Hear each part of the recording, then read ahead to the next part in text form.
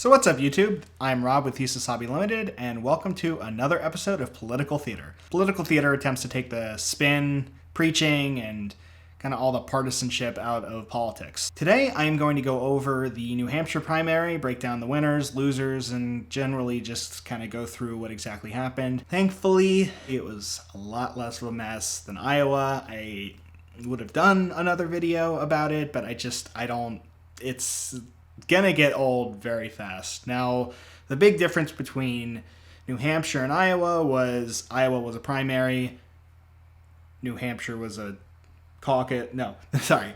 Iowa was a caucus gathering of people and community centers, whereas New Hampshire was a primary. Just people just straight voting. Let's just get it out of the way. First, I'm going to talk about the losers.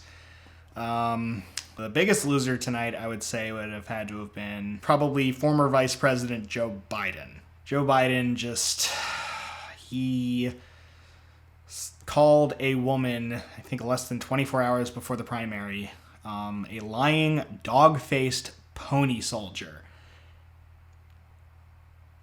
And his campaign said it's from a John Wayne movie. Not really sure what John Wayne movie. I actually grew up as a big fan of his when I was a kid, so I can't really recall that one, because even everybody says Pilgrim a whole time. That's from The Man Who Shot Liberty Valance, 1962, directed by John Ford. Yeah, that one's easy. But lying dog-faced pony soldier, I mean, how would John Wayne even say that? Listen, Ned, you lying dog-faced pony soldier, and he'd do the thing where he's just like, ugh! And it's like the old punch or whatever. I don't know. I don't know. I don't know what role. I know he was like.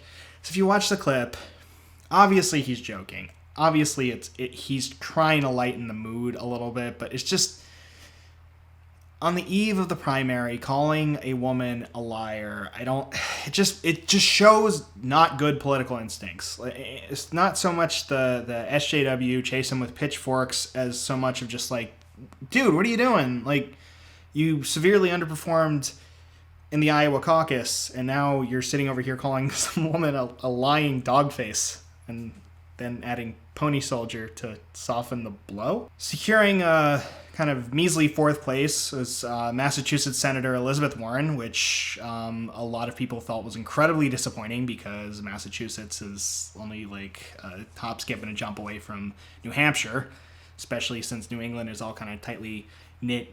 It's kind of its own little ecosystem, so the fact that she couldn't even perform well in part of her ecosystem just really goes to show that her campaign is more than likely just not doing super great. So Warren got 9.3% of the vote. So what does this mean for Elizabeth Warren and Joe Biden finishing fourth and fifth place in New Hampshire? It means that they're both moving on to not secure any delegates. It really puts a hole in their sails. I believe Elizabeth Warren was able to walk away with about 9 in Iowa. Joe Biden got none in Iowa, and he has none in New Hampshire. So we're not really sure what that means for Joe Biden.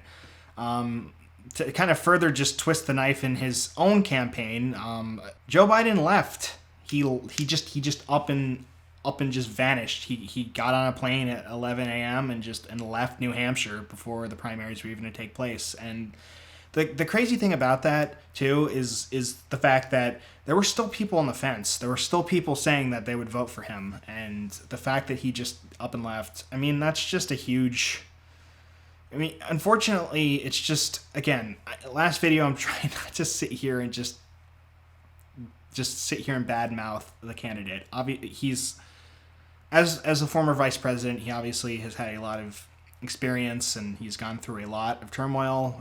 First, the death of his son. His other son got addicted to drugs and is a veteran. It's just, there's a lot of baggage that comes with Joe Biden, and it seems as though the voters are just they weren't having it. They were not having it, and Biden also seemed to not want to have it from the voters either, I guess. I'm not sure what that was about. Elizabeth Warren, I covered this a little bit in the last video. She called Bernie a sexist, and before that, I mean, she just went to town trying to detail her Medicare for All plan, and The numbers were just very confusing, and I mean, not walking away with any delegates in New Hampshire, which is almost her home state. It's disappointing, and it shows that her candidate. It shows that her campaign was not being run as effectively as it definitely could have been, especially since she originally started with the coalition almost as serious and capable as Bernie's. Before Bernie's really took off, which I'll get to Bernie in a minute. He and Warren both were splitting the progressives almost in half.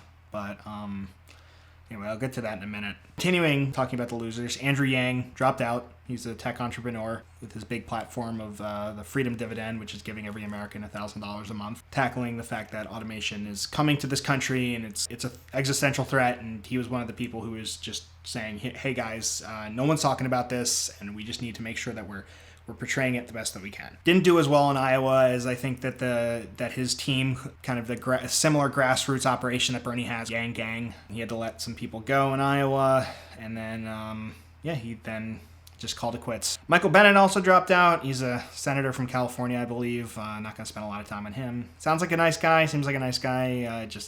Obviously, it's a very crowded field, not differentiating himself enough. Okay, the winners. First off, in third place, we got Amy Klobuchar, who walked away with 7 delegates. She has kind of captured the older voters who are looking for people to bring the party together. In second place, we've got Pete Buttigieg, who walked away with 24.3%, 9 delegates.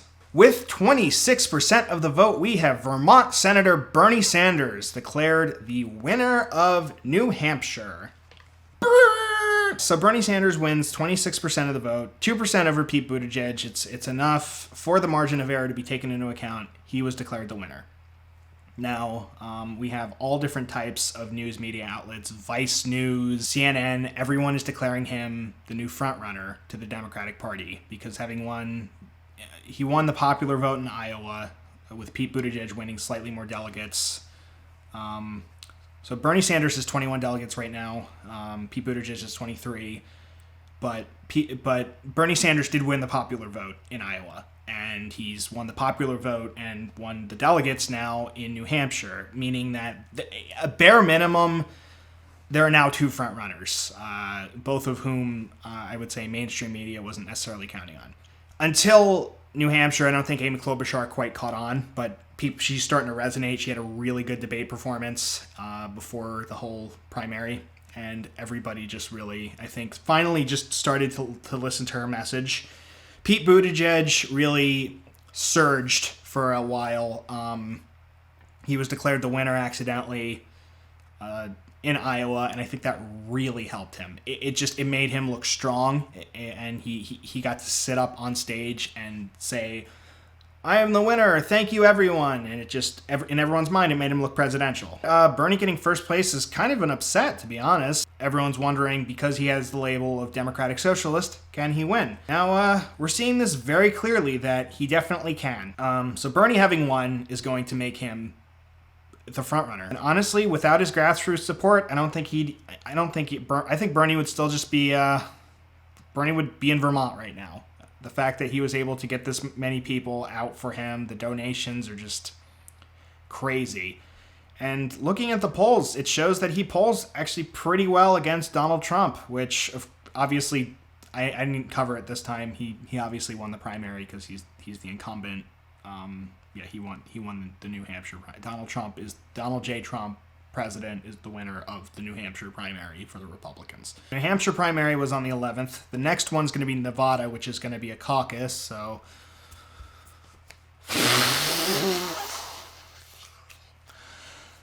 but then South Carolina, which is the 29th, and then March 3rd, which is, I think, Super Tuesday, because that's Alabama, American Samoas, which is another caucus. Ugh, boy. All right, so Arkansas, California, Colorado, Democrats abroad, it's due March 3rd. Maine, Massachusetts, Minnesota, North Carolina, Oklahoma, Tennessee, Texas, Utah, Vermont, and Virginia. So Vermont, Bernie's probably going to win just because he's their senator, and he is popular there. Bernie Sanders is the most popular senator in the nation. With each passing day, it's very clear that we're looking at somebody who might be the next president of the United States. We're not entirely sure. but only time will tell. So I hope you guys enjoyed this video. I've got some other videos detailing what happened in the Iowa caucus, and I've got a message for swing voters too. I'm going to link both those in the description. Hope you guys have a lovely day, and may the wind be at your back.